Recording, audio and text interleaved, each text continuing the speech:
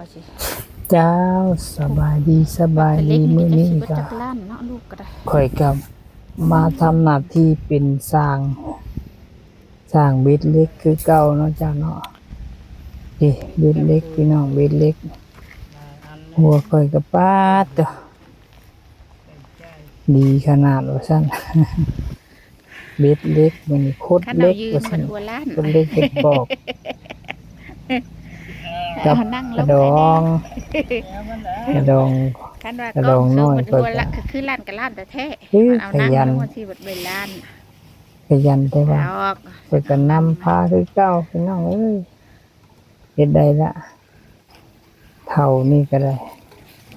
เท่าบ่ได้อยู่ทมเท่าว่าซั่นก็ทางนั้นก็สิได้คุดอีกได้เฮ็ดเวียกเฮ็ดงานออกกำลังกายแต่ละมื้อเฮ็ดอันนึงจับอันนึงสิล่ะท่านบ่เฮ็ดก็บ่ได้นะเจ้าเฮ็ดเพื่อสุขภาพเฮ็ดอันละนิดเฮ็ดอันละหน่อยเนาะเจ้าไปส่องเบิ่งตะดองสว่านดินตะดองเสือแดงๆนี่ก็สว่านดินเราข่อยก็เบ็ดเล็กเบิ่งสิขุดนี่เอาบ่อนนี่ก็ขุดลงได้ตะดองเอ้ยขุดแบบนี้บ่อนนี้ก็ขุดลงนี่มันบ่ถึงคานนะขุดลงมันสูงโพดว่าซั่นหอยมันสูงได้ขุดลงมันถึงคานขุดลงมันถึงคานขุดลงถึงคานแล้วจังคันว่าอ้อนแล้วก็คุดซ่อนดินใส่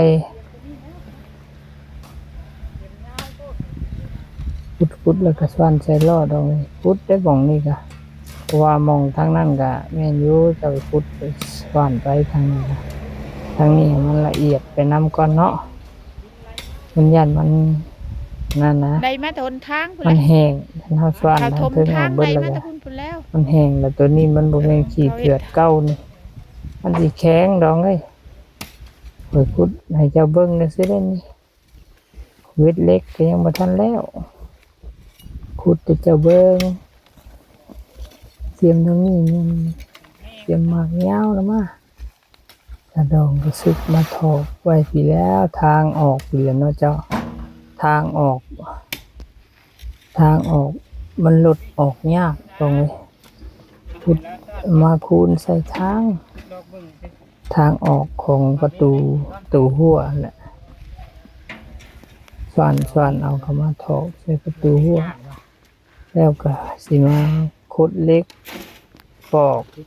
เพื่อให้ตะดองผู้นี้เพิ่นตะดองผู้นี้เราเฮ็ดหยังเรามัดเล็กว่าซั่นข่อยเป็นผู้ขุดเล็ก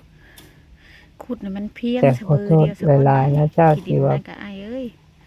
ได้ไปแนะนำผู้ขุดดินย่านขุดบ่ถูกเป้า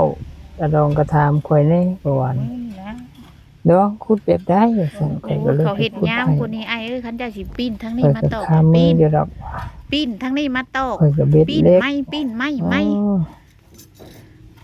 จับเพียงวันเลยปาดเครื่องมืองัดเล็กโคตรเล็กนี่มันยังบ่ได้ที่แล้วก็ปาดเป็นร่องเพราะว่าคอยกับเครื่องมือก็บ่ได้ซื้อดอกเพราะว่ามันบ่แม่นคนสิไปเรียกประจำมาเฮ็ดไปเรื่อยๆก็เฮ็ดเป็นทุกวันแต่งเอาอันเด็ดเล็กเด็ดยังก็แต่งเอาน่ะปาดแล้วก็แต่งเอาอันเด็ดเล็กของก้อยเอาเครื่องมือปาดเอามาพอได้งัดสบายแน่เนาะรุ่นหันก็เอาก่อนเข้าบ่อนนี้มันก็มีหม่องงัดแน่เด็ดได้นี่สบายงามบัดนี้เจลบ่จะลืดใช้มือนั่นยากอยู่อันโคดล่างโคดเล็กค่อยก็ทางนี้มันมีตอกใส่อีกเล็กนึงครึ่งงาเอาเก็บเอาไม้ตอกครึ่งอีกนะกว่าไม้ง่ายแค่แม่นสร้างแท้เขาเฮ็ดนำข่อยบ่ได้ดอกอันนี้สร้าง สร้างเฮ็ดเป็นผู้อันนี้โอ้ยสบายสบายจิ้วๆซำนี้เนาะทันไม่อันใดก็เอามาแล้ว ตอกเล็ก มา ใส่ กับ อีกนั่น ตอกเล็กลงไปตอกเล็กลงไปก็สำบายสำบายตอกเล็กลงไปเป๊กๆก็ทบเล็กเอาทบเล็กเอาเลยแหละมันบ่ได้ของยากบ่ได้ยากจักพี่ทบเอามันบ่ได้ มัน ยาก จะบ่เบิ่ง เบิ่งเอาข่อย ท่าน แต่ละมือ ตกใส่ เบ็ดเล็กอันนี้เบ็ดเล็กนี่มือข่อยก็สั้นๆกินโอ้กันซื้อเนี่ยเห็นอยู่ผู้เพิ่นซื้อแต่ว่าข่อยมันบ่แม่นสิงานประจำข่อยเฮ็ดเป็นกูอันเฮ็ดแล้วก็ทิ้งบ่ได้รักษานะเจ้ามันสบายเนาะดองก็มาเป็นช่างนำกันมื้อนี้กายเพิ่นมัดเล็กได้หลายป้องแล้วบ่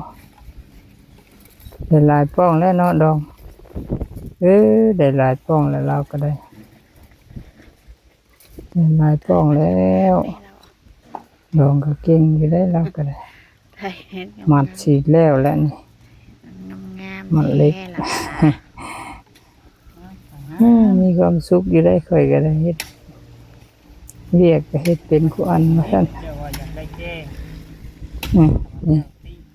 แต่ดองเราก็ขุดเอาเลยดีกว่านะ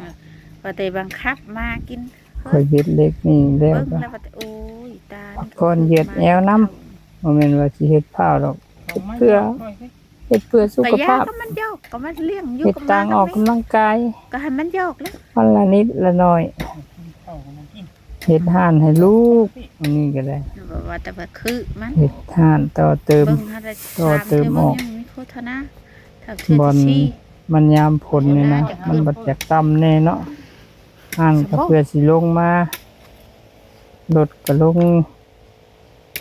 คนก็ลงมันก็บ่ง่ายดองเอาเหล็กมาตัดอีกก่อนมันเบิดเหล็กตัดแล้วเหล็กปอกมันเบิดแล้วก็แกมาตัดใหม่อีกจับดองแกมาเอาภาพสองแล้วมันนี่ดองน้อยก็มันเล็กคือเจนี่เขาก็แกมาตัดปอกแล้วก็เวทปอกนี่ได้ไว้ ฮะ ก่อยก็เฮ็ดนอนบ่ทันดอกกระดองละให้ไว เอาตำได้สิได้อีก หักพากันเฮียนนำกันนี่แหละบ่แม่นสร้างดอก ปืดเบิ่งเนาะ เฮ็ดเป็นผู้อันรถก็อยากโคนและบ่องนี่ถ้าลูกเอาไปตำสั่งแล้วบัดนี้นี่จุดนี้ มันไม่เห็นนะ น่าสิตำลักอัน ยอดลงสิโดแล้วเขาตำ ลักมาหลายก็บ่จักเนาะตำเลียมมันแน่นี่มันจังคอนกะลกกว้างบ่กว้างนี่สิตำอยู่ว่าได้ ตั้งตำเลียมมานั่นเอาแล้วก็ติหมู่เป็นก็ได้เนาะค่อยก็ได้เฮ็ดเวียกไปก่อนเฮ็ดเวียกไปน้ำจมไปน้ำนี่แหละ แต่วื้อว่าแต่วื้อรถก็ได้ นี่ ชาติ กล้องก็พอแล้ว รถไม่แล้วก็ช เด็ ม ด รถ ช่อง ไม่ ตาเอาแม่นมาแท้ก่อนเปิดไว้แล้วเปิดตาดเครื่องนี้ก็ค่อยก็สิเอาจัก40ก็ได้40เช่นมันจังเบ็ดง่ายเพราะว่าเสาก็น่า18เคยคิดเอาเฮ็ดปอกเฮ็ดเสาก็น่า18ท่านก็น่า18นี่แหละเล็กค่อยก็ประมาณ45เซนมันจังกดง่ายหรือว่า44มันจังเหมาะแน่นะ